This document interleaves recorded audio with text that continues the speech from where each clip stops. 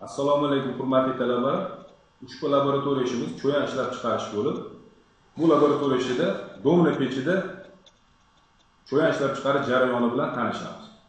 Domna pechi ishlayotganda ajralgan gazlar yuqori bo'lmagan haroratda, ya'ni 100 gradus Selsiyda bo'ladi. Lekin ular yetarli darajada ugar gazlarga ega bo'ladi va domna gazi havo bilan qo'shilib kauperga yo'naltiriladi. Va u yerda yonadi. Qizdirilgan gazlar kauperning maxsus terilgan g'ishtlari orasidan o'tib, uni kerakli darajada qizdiriladi. So'ngra esa qarama-qarshi tomonda turgan kauperga quvurlar orqali qizigan gaz yetkazilib, u yerda havo bilan yana kauper g'isht terilgan qismini qizdiradi. Bu yerda sovuq havo taxminan 1,5 gradusga qizdiriladi va domna pechiga yuboriladi. Kauper sovisa yana domna pechidan qizigan gaz keladi va shu bilan to'xtovsiz qizdirilgan gaz havo bilan qizdirilib domna pechini ta'minlaydi. Bu jarayonni to'xtovsizligi uchun 2 va 3 dona kauper kerak bo'ladi.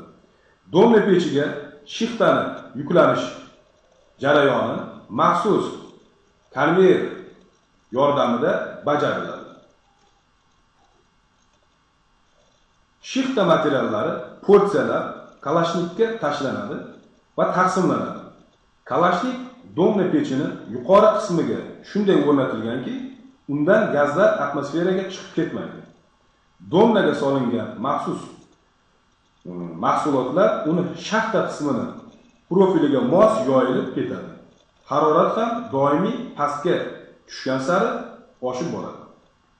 Shaxtaning eng keng qismi raspar deyiladi.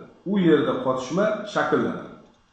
Uni pastki qismi zaplechik deb nomlangan va zaplechikda quyidagi reaksiya mahsulot cho'yan va ishlakka ajralishi uchun boradi. Yuqori haroratni albatta shixta tarkibidagi koks yonishi bilan amalga oshiriladi. Koks asosan pechni ostki qismida, ya'ni gorn deb nomlangan qismida yonadi. Koks yonishi bilan hosil bo'layotgan gazlar yuqoriga ko'tariladi.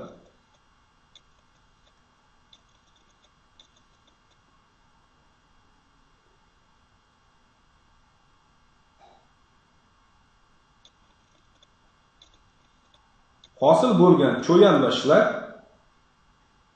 letka deb nomlangan teshiklar yordamida tashqariga chiqariladi. Cho'yan letkasi pechning eng ost qismida, shlak letkasi esa undan balandroq qismida joylashgan.